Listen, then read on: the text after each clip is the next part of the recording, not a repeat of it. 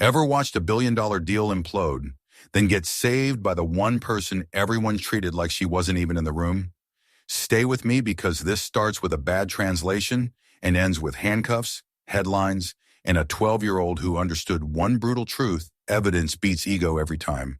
Sorry to interrupt, sir, but I believe there's been a misunderstanding in the Dutch contract, the girl said calmly, clearly, in flawless Dutch right, as the billionaire's voice hit its loudest point. Richard Vanderberg, the owner of America's largest luxury hotel chain, froze mid-rant like someone had pulled the power on his outrage. For the last 15 minutes, he'd been spiraling, watching a $50 million partnership with Dutch investors slip away because his interpreter kept mangling terms, flattening nuance, and turning formal business language into something casual and borderline insulting. The room had been chaos, partners frowning on a video call, executives shifting in their seats, the interpreter sweating and guessing, and Vanderberg used to control getting angrier by the second. And now a black child, standing beside the cleaning cart with her mother, had just spoken the one language nobody in that suite was supposed to need. The daughter of the cleaning lady he hadn't even bothered to notice. How can a child speak Dutch better than my official translator? Vanderberg muttered, staring at her as if the laws of probability had been rewritten in front of him. At his side, manager Thompson and cleaning supervisor Williams exchanged the kind of nervous look people give when the story suddenly swerves toward a place they can't manage. The girl's name was Lanna Santos. She was 12. Her face still had that soft, youthful roundness, but her eyes were something else: focused, observant, and uncomfortably steady. The kind of eyes that don't just look, they catalog. Lanna had an IQ of 165, a fact her teachers discovered after she corrected a math error the principal made during an assembly. That left no room for argument. While other kids watched cartoons, Lanna lived in the public library, chewing through linguistics, logic, philosophy, and anything she could get her hands on. She taught herself Dutch the way some kids teach themselves video games, by pattern recognition, repetition, and stubborn curiosity. But that wasn't the part that mattered most. What mattered was that for 2 years, 2 full years, Lanna had been quietly watching what happened to her mother inside that hotel. Not the glossy lobby version, the real version behind the doors. Her mother, Conceição Conch Santos, had been cleaning rooms at the Grand Plaza for 8 years. She had a master's degree in literature from USP. She spoke 5 languages. She had applied again and again for administrative work, for international coordination, for any role where her skills would actually be used. And every time, Thompson and Williams made sure those applications disappeared into the same void where they sent anything that challenged the order of things. Kong took Lanna with her during school vacations because daycare cost money, and the hotel didn't care if an employee had a child to raise. Lanna pushed carts, folded towels, waited quietly in hallways, and learned the building the way a systems engineer learns a plant: who controls what, where the bottlenecks are, where the waste is hidden, where power gets abused. Vanderberg finally found his voice. "Keep talking," he said, pointing at the screen. "In Dutch, fix this." Lanna nodded once and turned toward the Dutch partners. Her tone changed slightly, still polite, but now in full professional mode, like she'd stepped into a role she'd been practicing for years. She clarified the misused terms, corrected the interpreter's errors, smoothed cultural landmines, and reframed the clause that had triggered the latest disagreement. On the call, the Dutch executives' faces softened as the language finally made sense. Clear signal. Within minutes, the deal stopped bleeding. The partners agreed to continue. The interpreter sat silent, stunned. And when the call ended, the room remained quiet, because everyone knew they'd just witnessed something that shouldn't have been possible in a place that claimed to be world-class. Vanderberg stared at Lanna as if she were a mirror showing him the truth about his own operation. "How did you learn Dutch?" he asked. Lanna didn't puff up. "Books, library, listening, practice," she said. Then she added in Portuguese, eyes steady, "My mother speaks Dutch too, and French, and English, and Spanish, and Italian." Thompson gave a laugh that was too loud and too fast, the laugh of someone trying to shove the moment back into a box. "Mr. Vanderberg, kids say things. Let's get back to business." But Vanderberg didn't take his eyes off Lanna. Something in her sharpness paired with restraint reminded him of himself when he'd been young, hungry, and underestimated. "Do you really want to know what I think about this place?" Lanna asked back in Dutch, voice almost unsettlingly calm for a child. Thompson stiffened. Williams shifted her weight like she wanted to disappear. You've been observing? Vanderberg asked slowly. Yes, Lanna replied. For 2 years. And then she said the part that made the temperature in the room drop. I've documented it, Thompson scoffed. This is ridiculous. We're not doing story time. Lanna didn't react to him like he mattered. She opened her backpack and pulled out a school folder plane, the kind a kid uses for homework. Vanderberg held out his hand before anyone could stop him. Let me see. Williams stepped forward, trying to block. Sir, this is... The child who just saved my $50 million deal can speak. Vanderberg cut in, voice cold. You can be quiet. Lanna flipped open the folder and slid out printed emails neatly organized, labeled by date, with short notes in the margins. Honk, who had been standing silent like she'd been trained to do, finally spoke, voice low but steady. I sent 7 memos in 2 years to the international department, all ignored. Thompson laughed, dripping disbelief. A cleaning lady sending memos to executives? Come on. Vanderberg began reading aloud. Stay in your role and avoid future embarrassment, he read from one of Thompson's replies. Cleaning staff are not qualified to comment on business matters. Thompson's face went pale. Sir, you're reading it out of context. Here's another, Vanderberg continued, flipping the page. She predicted the exact cultural issue that cost us $2 million with the Japanese account last month, 3 weeks in advance. Williams started sweating. She'd spent years mocking Konk's fancy words, imitating her accent, telling other staff that people like her should know their place. Lanna reached into her pocket and held up her phone. And here's audio, she said. She tapped play. Williams' voice filled the suite, unmistakable. No matter what degree she has, people like that belong in cleaning. They can study all they want, but some things never change. Vanderberg's jaw tightened. When was this recorded? Last week, Lanna replied, in the women's locker room. After the double shift, Ms. Williams forces my mother to work every Friday. As punishment, Konk's hands trembled, but her chin stayed up. Vanderberg looked at Thompson and Williams like he was seeing them for the first time. Not as employees, but as liabilities. Thompson tried a last-minute pivot, desperate. Mr. Vanderberg, this child has been manipulated. We should call social services. This is clearly... Lanna tilted her head, expression almost pitying. You want to talk about manipulation, she said, like the story you told everyone about your niece Jessica, studying in Europe. Thompson blinked. Vanderberg frowned. My niece works the front desk.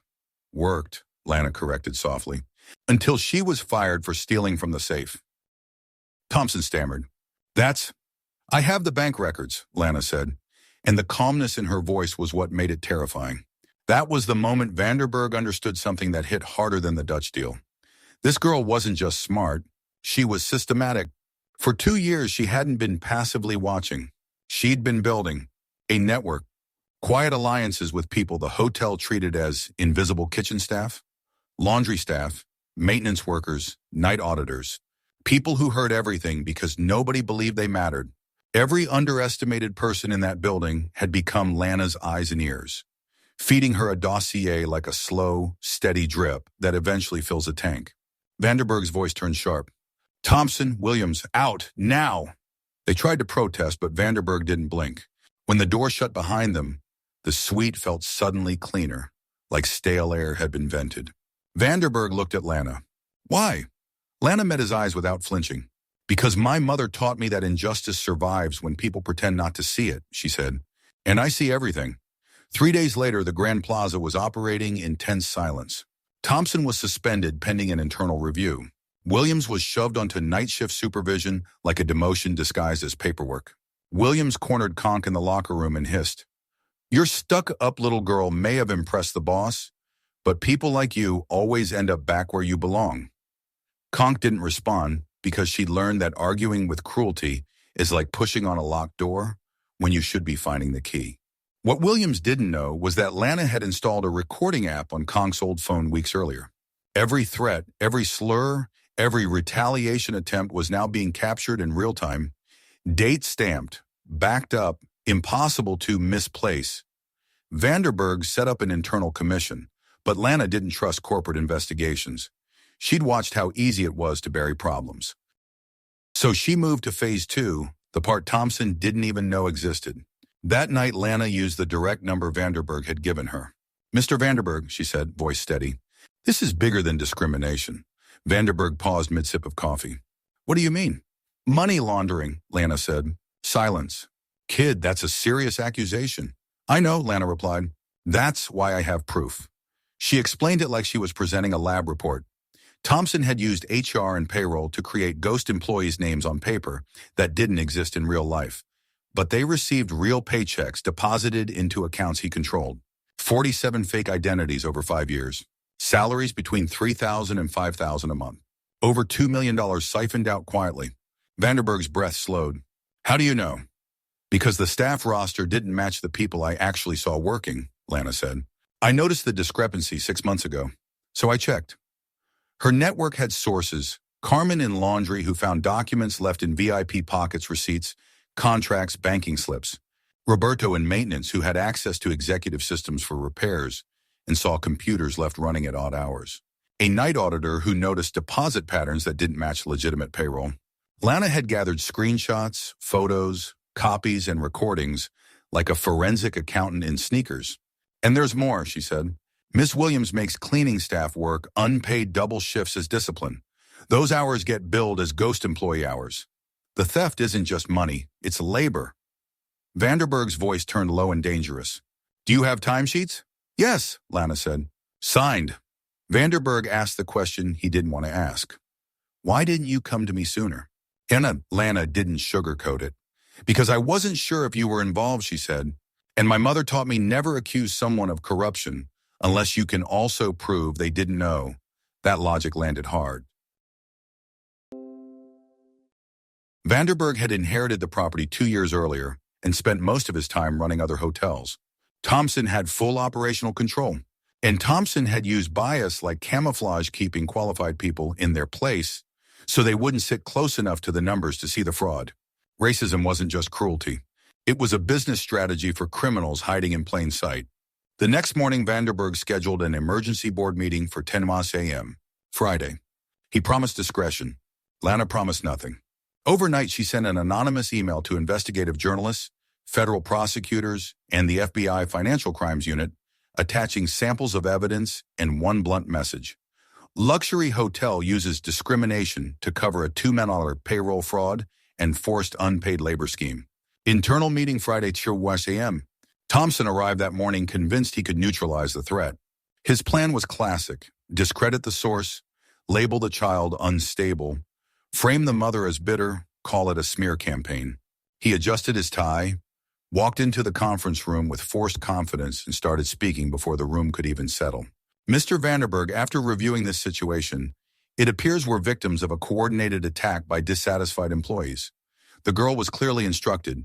The girl has a name, a voice interrupted from the doorway, and she also has this. Lanna entered carrying a cardboard box and a laptop. Behind her came Carmen, Roberto, and 6 other employees Thompson recognized instantly, people he'd overlooked, mocked or threatened because he assumed they were powerless. Their faces weren't angry. They were resolved. Thompson tried to assert authority. We can't allow junior staff to interrupt executive. The junior staff, Lanna said, opening the laptop, are the ones you underestimated so thoroughly you forgot they have eyes, ears, and phones. She clicked, and a spreadsheet filled the screen. Clean, organized, names, dates, amounts. Ghost employees, Lanna said. $2,300,000 stolen over 5 years. She clicked again. Bank transfers to accounts you control. Thompson's face drained. That's impossible. You don't have access. Roberto has maintenance access, Lanna replied. Carmen knows every piece of paper that passes through this building. And I learned something else. When you treat people like they're invisible, you stop noticing what they're holding. She clicked again. A recording played Thompson's voice clear as day. Williams, make sure that black woman and her daughter don't ask questions. If they find out about ghost employees, we're done. Use any excuse. Williams barged in mid-play, eyes wild. This is a setup. A child with an IQ of 165 and 2 years of planning can do a lot, Lanna said, not raising her voice. Especially with a network you treated like trash. Vanderberg leaned back, disgust written across his face. $2 million, Thompson. And you used discrimination as a shield. There's more, Lanna said, and now her tone became clinical. Timesheets appeared, overtime hours logged under ghost names while real people worked unpaid. My mother worked 847 hours of overtime without pay, Lanna said. Carmen won on 200, Rosa from kitchen won 500. Williams shook, trying to lie. They volunteered. Carmen spoke, voice steady. Under threat of being fired and blacklisted. Roberto added, and I documented every time you ordered me to delete maintenance logs so you could access banking sites after hours on executive machines. Thompson started to stand, but Vanderberg's hand lifted. Sit. The room fell silent until the door opened again. 3 men in suits walked in, badges displayed. FBI. The oldest agent spoke calmly. Mr. Richard Vanderberg? We received a detailed complaint regarding fraud and forced unpaid labor at this property. We'd like to ask questions. Thompson's control finally snapped. This is outrageous. A child can't... Tablet. Actually, we rarely see evidence this organized. Whoever compiled it understands how cases are built. Vanderberg looked at Lanna, admiration and alarm mixing in his expression. How did you know they'd come? Because I called them, Lanna replied simply. Discrimination used to enable fraud is federal. Forced unpaid labor is federal. Payroll ghosting is federal. And I documented all of it. Thompson made one last plea, voice breaking. Mr. Vanderberg, we can resolve this internally. I've been loyal for 15 years. Vanderberg repeated the words slowly, like tasting something rotten. Loyal, while stealing from me, exploiting my staff, and trying to smear a child to cover it. Williams started crying. I was following orders. Lanna's gaze held steady. Orders that included telling my mother to know her place, she said softly. And I have 15 recordings of you saying it. The agent's voice turned procedural.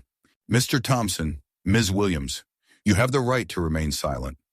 As cuffs clicked, Thompson stared at Lanna with raw hatred. You're just a child. You don't understand how the world works. Lanna smiled this time, not cold, not haunted, but clean and certain. I understand the world works with evidence, she said. And I spent 2 years collecting evidence about how people like you work. Vanderberg watched them escorted out, then turned back to Lanna and Conk. What do you want now? Justice, Lanna said. And for my mother to work where she belongs based on her skills, not your manager's prejudice. 6 months later, Lanna Santos sat in a new office on the 25th floor as Director of International Relations. Her salary jumped from a survival wage to a professional one. Lanna attended a gifted program school paid for by the company, not as charity, but as acknowledgement that rare talent deserves investment. Thompson was sentenced for fraud and money laundering. Williams for forced labor and discrimination with restitution. The workers they exploited. Vanderberg rolled out a chain-wide audit program that reclassified skilled employees stuck in subordinate roles. Hundreds moved into positions that matched their qualifications, saving the company millions in outsourcing while finally honoring what had been ignored. One evening, Conk watched Lanna studying Mandarin on a tablet and said quietly, "Do you know the best part?" Lanna looked up. "What?" "It wasn't revenge," Conk said. "It was realizing our dignity never depended on their recognition." Lanna's smile returned soft, proud, earned. "The best revenge," she said, "is the success they said was impossible." And somewhere in a federal prison, Thompson was scrubbing toilets, living out the poetic irony of a man who spent years telling qualified people to stay in cleaning only, to end up there himself. The lesson was painfully simple. Underestimating someone because of prejudice isn't just wrong, it's strategically stupid. If this story lit something in you, share it with someone who needs the reminder that intelligence, patience, and proof can dismantle any corrupt system, and subscribe for more stories where the smallest voice in the room turns out to be the most dangerous to ignore.